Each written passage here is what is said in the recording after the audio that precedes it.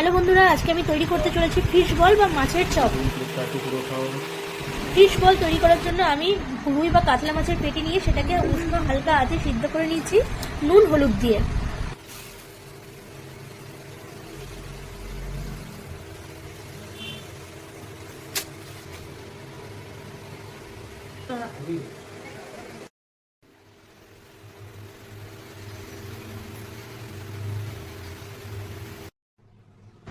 এরপর আমি গোটা জিরে এবং গোটা ধনে নিয়ে সেটাকে শিলনোড়াতে একটু বেটে নিলাম, তারপর একটু ফ্রাই করে নিলাম। এরপর আমি দিয়ে দিলাম লঙ্কা কুচি, আদা কুচি, রসুন কুচি, ধনেপাতা কুচি, তারপর 4টে গোটা আলুকে নিয়ে সিদ্ধ করে নিলাম। এরপর নিয়ে নিলাম ধনে জিরে গুঁড়ো, হলুদ গুঁড়ো এবং শুকনো লঙ্কা গুঁড়ো।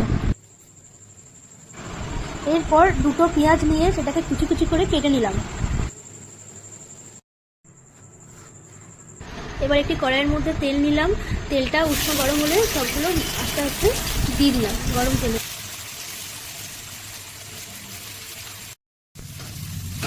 এরপরে এক এক করে দিয়ে দিলাম রসুন কুচি, আদা কুচি, লঙ্কা কুচি, ধনেপাতা কুচি আর হালকা নুন এবং হলুদ দিয়ে সেটাকে নাড়াতে থাকলাম যতক্ষণ না রঙটা হালকা লাল হয়ে গেল।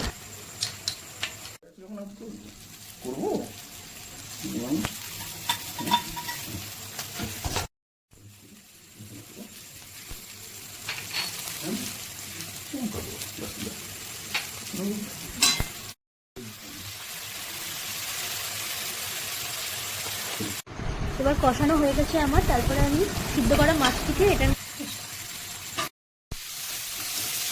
মাছটা দিয়ে কিছুক্ষণ নাড়ানোর পর এবার সিদ্ধ করা আলু যেটা ছিল সেটাকে আমি এটার মধ্যে দিয়ে দিলাম।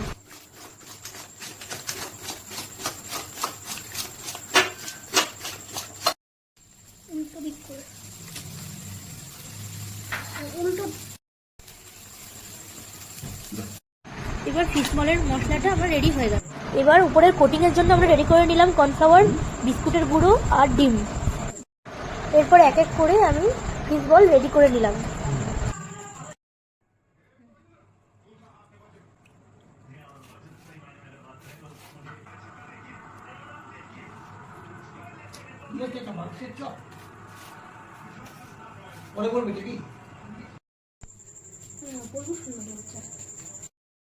এরপর আমি মিডিয়াম হিটে ফিশ বলগুলোকে লাল লাল করে ভেজে নিলাম।